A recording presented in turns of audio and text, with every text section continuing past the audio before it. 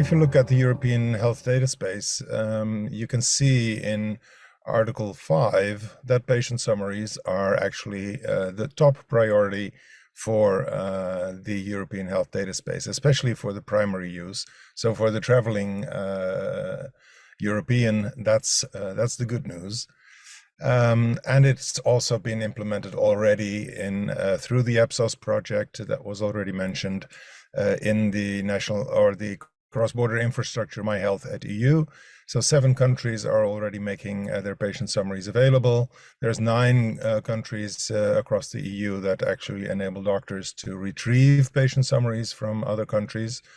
By the way, it's not 9 times 7, so there's some bilateral agreements necessary to actually exchange summaries, but in technology, they can move everywhere. And many more are in the pipeline. There's a huge Wave 5 and Wave 6 coming up with new countries onboarding. And the EHDS proposed regulation makes it mandatory to actually be able to exchange patient summaries. However, I must give another warning that national scale-up is still an issue in some countries. If I look at my own country, we only make it possible for doctors to retrieve patient summaries, and we actually have implemented this in 2 hospitals out of over 80 hospitals. So there's still a ways to go in the Netherlands, and that's true for some other countries. Other countries already have a very centralized infrastructure and are able to do this without going to every individual hospital. Of course, the question now is, what is a patient summary? Because we can say patient summary like we all understand what that is, but it turns out we don't. From an ISO technical report, we borrowed the definition that it's a health record extract. So it's not a copy of an electronic health record, it's an extract standardized on clinical and contextual information. That can be looking back, that can be current, that can be looking forward, all 3 of them. And it's a snapshot in time. So it's not something that lives forever. No, it's a snapshot in time to inform someone of a patient's current health status. And the International Patient Summary has these 6 sections, if you will. And of course, there's the patient needs to be identified as well. So there's more than these 6, but these are the standardized collections of clinical and contextual information that we've defined as the International Patient Summary.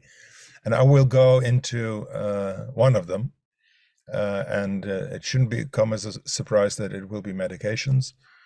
Given that we're in the Unicom part. But first I want to talk about what's the relationship between this My Health at EU, Absos, and the IPS.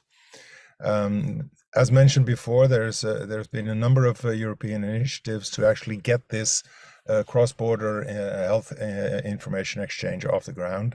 It all started in 2008 with the plans for Absos. So in 2009 through 2016, that's what was going on, also with other projects to actually get it going.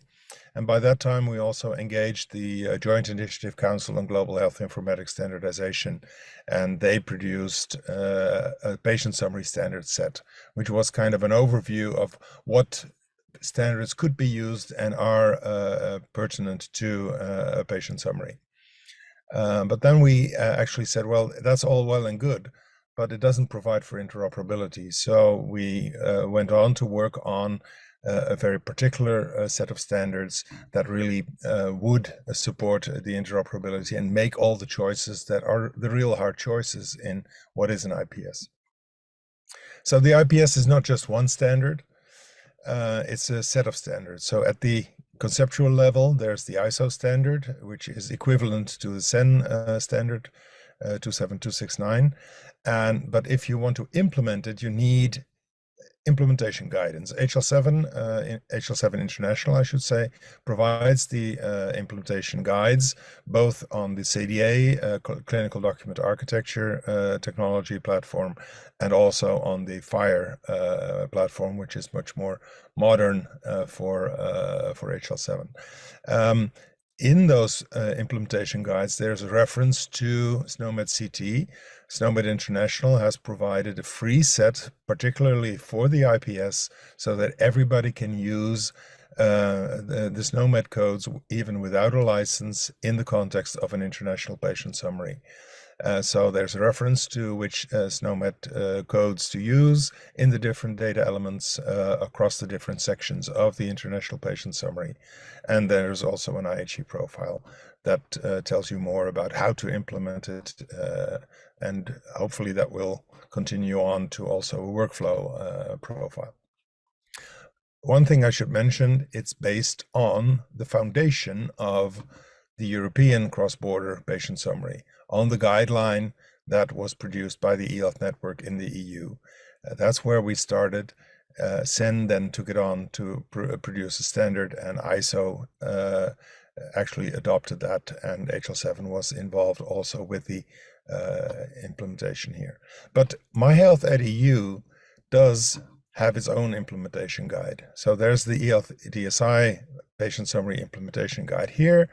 That's somewhat related to the technical specification, and it's somewhat related to the HL7 IPS CDA IG. But it came before this. If you look back at the timeline, the eHealth DSI work was started in 2008. So and the HL7 specifications came about in 2019. So there's still some work to do. But just to remember, it's not just one standard, it's a set of standards. Local implementations. As I mentioned, I will give you some examples. This is from Canada and the Netherlands. Canada has just launched their international patient summary related project. It's the PSCA, so it's the Canadian patient summary, but it's all aligned to the international patient summary. And what you see there in the medication part is that they allow for 4 different codes of medication. Robert van der Steegele's dream has not come true yet, and our collective dream of a global identifier for all medicinal products has not been realized, so we have to make do with what's there. So there's the ATC class as the first line, there's a SNOMED International IPS free set code, and then there's 2 different types of Canadian codes. If we look at the Netherlands, they do it differently. They just say, well, you can code with multiple codes. If I can find my mouse, there we are. And they list a whole number of different codes that we can put in there. And many of them on the HPK, PRK, etc., they're reference to the Dutch medicinal product dictionary from Z-Index. So there's a lot of things that can be put in there. But if we then look at how is this represented in the EU, then the medications implementation guide from CDA states that the element for the regional or national medicinal product code should not be used for an ATC or a package ID or anything else. So there is place in the structure of the European patient summary to put that information, but it should not be in the same field. So it's not a repeating coding field.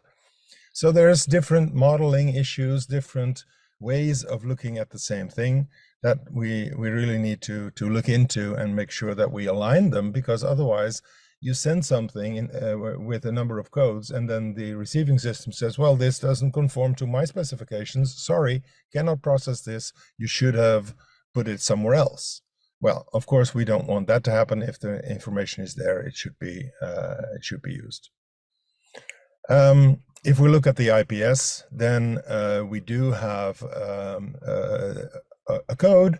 We have bindings, and we have a preferred binding, which is SNOMED CT with absent codes. But we also have additional bindings, including the free set itself, the ATC again, and of course the absent or unknown. There's one thing that if you look carefully, you see that there's only one code, but that's because that's a common feature across the IPS, that there will be national codes and global codes. So we decided to have a codable concept for the IPS, which is a repeating code always with both the code and the reference to the coding set or the terminology system and the plain text. So even the original plain text is also communicated there.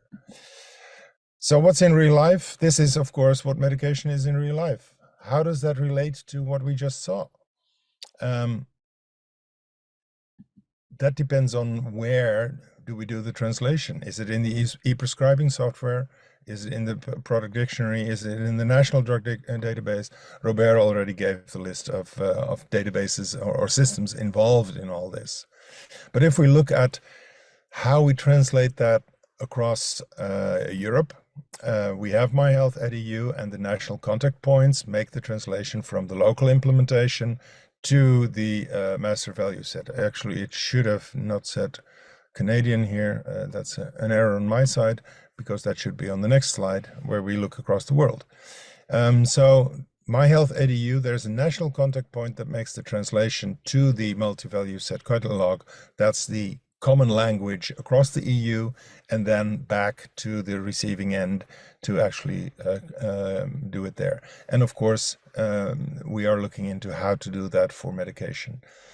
However, if we look at the patient summary in a global context, actually we should have we still have to figure out how to do that.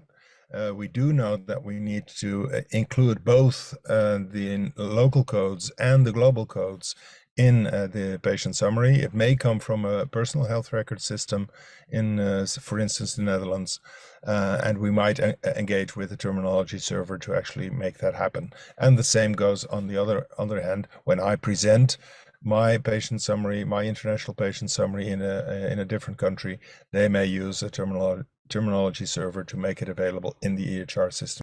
We do need coordinated development. You saw this picture. So if there is national and regional implementations, I strongly suggest that we have to engage with the national standards bodies of the different SDOs. They are already working together, and only then can we make sure that all these little differences that will make the big difference in the actual interoperability of patient summaries, something of the past.